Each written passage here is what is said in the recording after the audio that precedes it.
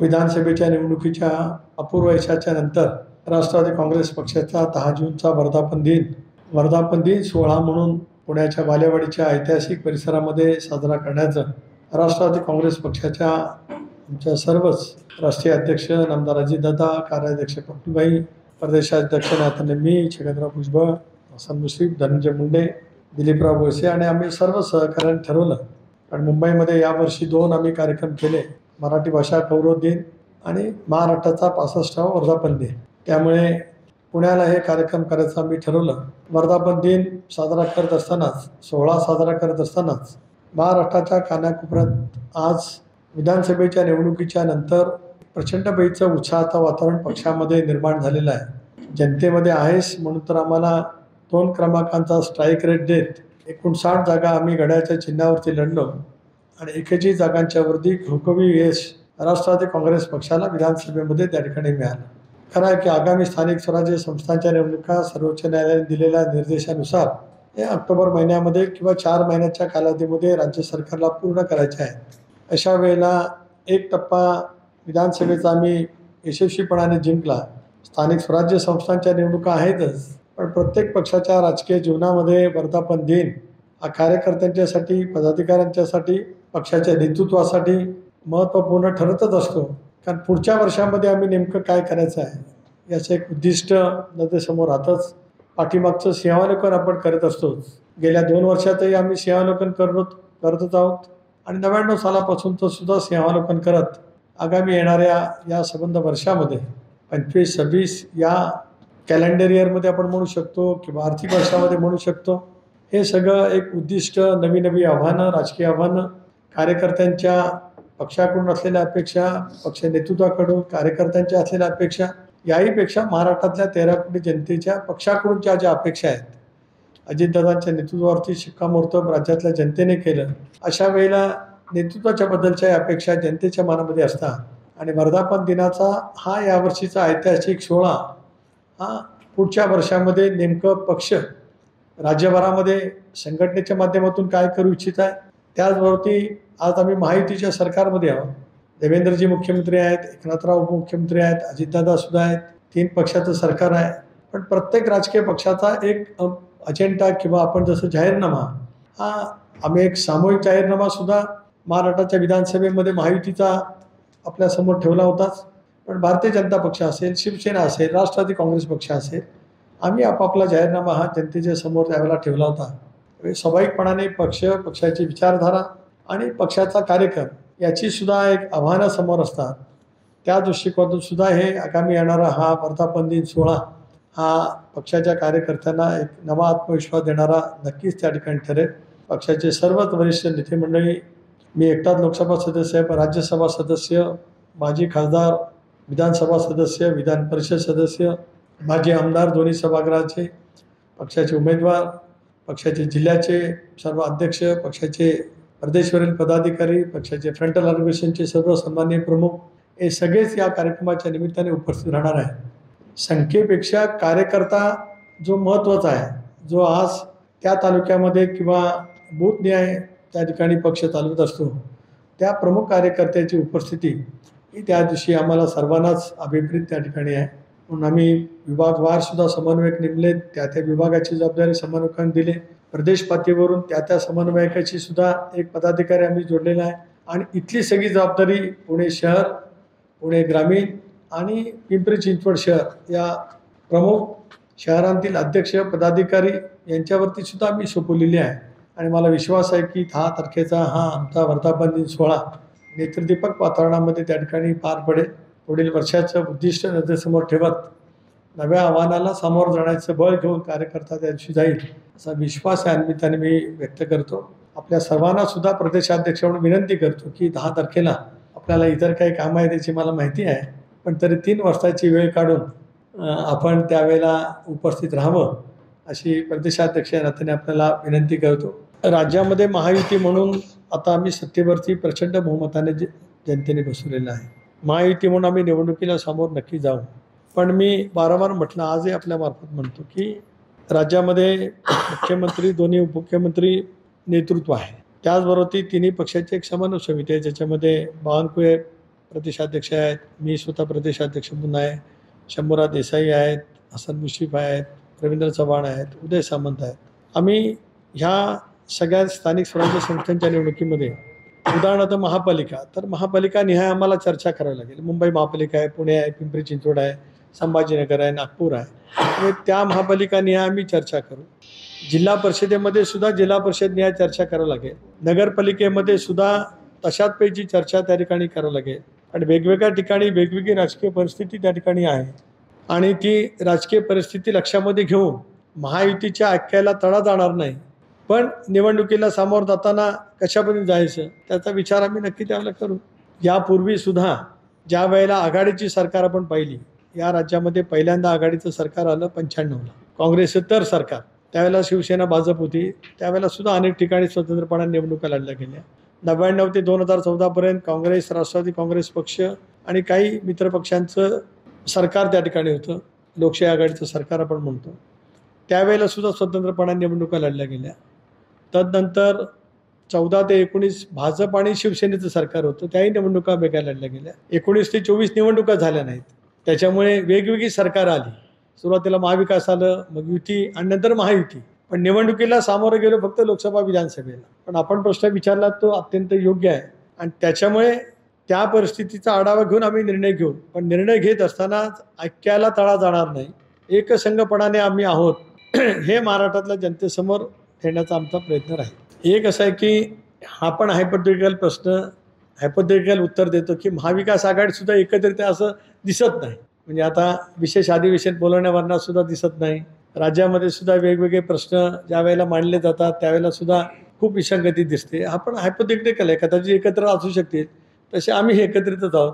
पण शेवटी एक असं आहे की मी मागे सांगितल्याप्रमाणे प्रत्येक महानगरपालिका निहाय वेगळी राजकीय परिस्थिती आजही आहे, ते आम्हाला कोणाला नाकारता येणार नाही. कार्यकर्त्यांच्या कारण गेल्या बघा शेवटच्या निवडणुका झाल्या 2016ला जिल्हा परिषद, काही नगरपालिकेची झाल्या आणि 17ला महापालिका आणि जिल्हा परिषद झाल्या.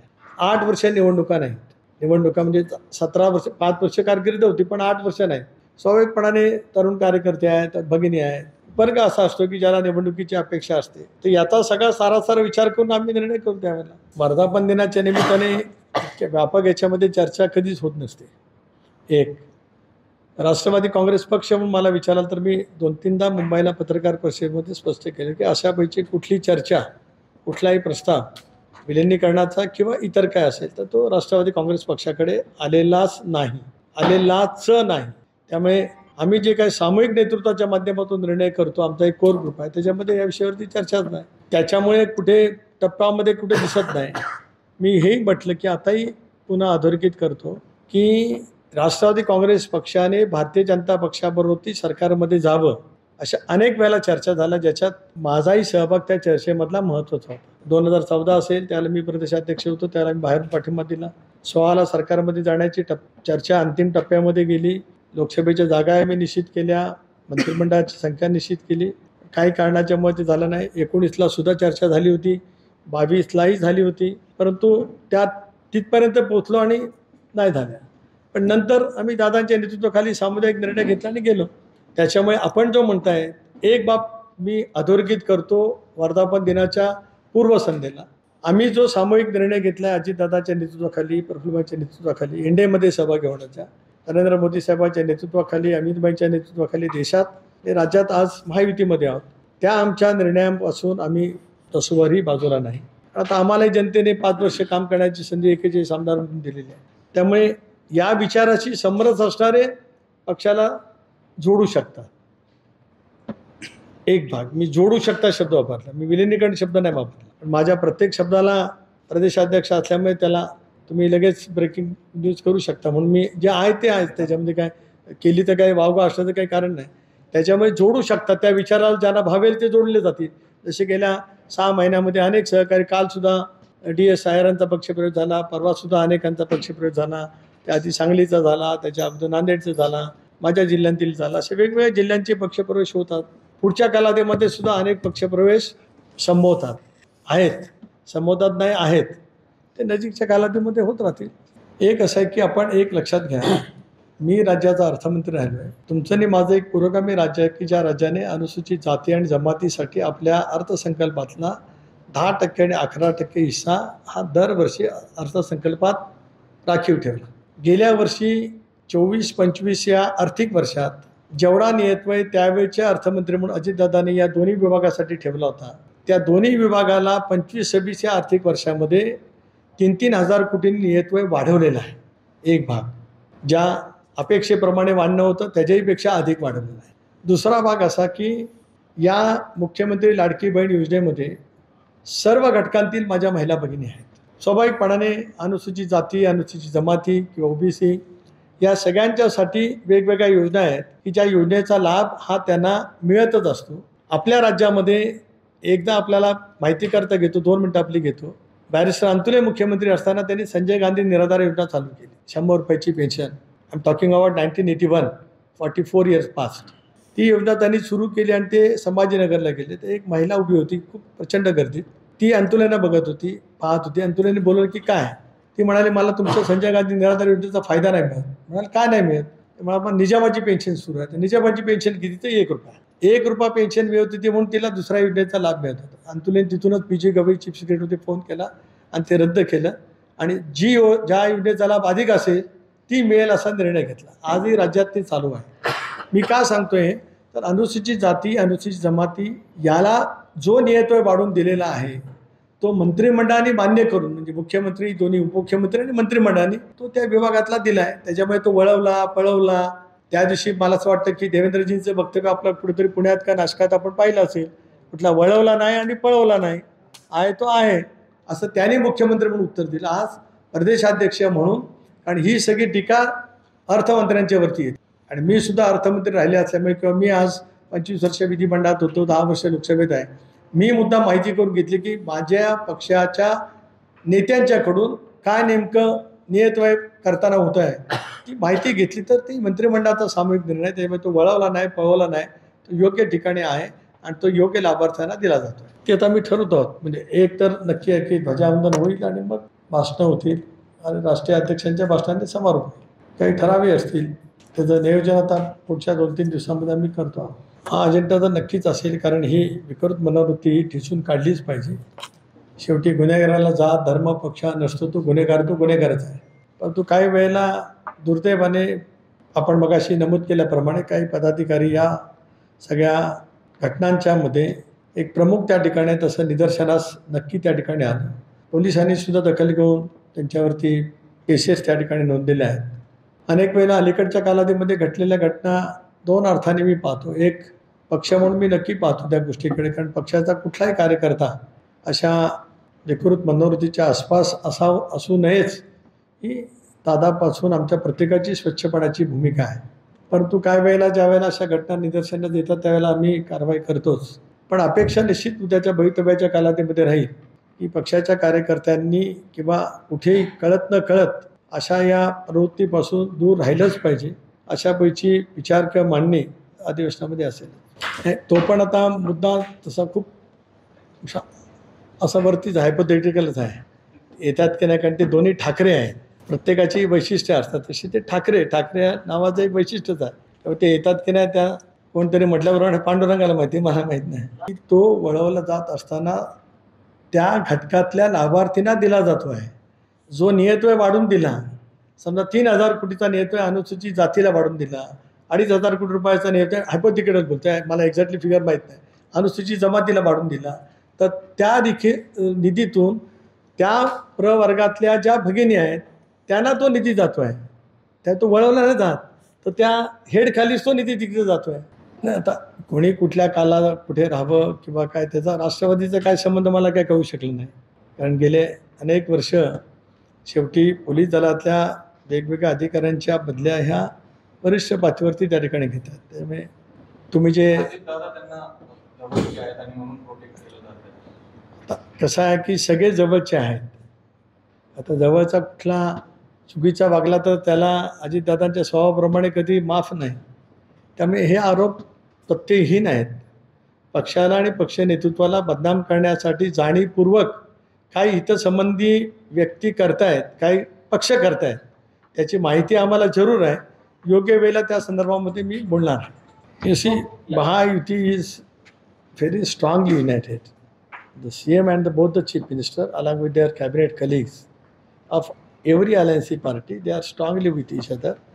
Sometimes some different opinion can be there, but it doesn't mean that our unity is being break somewhere. It is not like that. It is just just an gossiping, nothing else. Political gossiping. I just again word the political. But it's coming from you people. Who? Tell me who? Too much. No, but if there is no at all, nothing in that, then it can be said. But no, nothing like that. Not at all.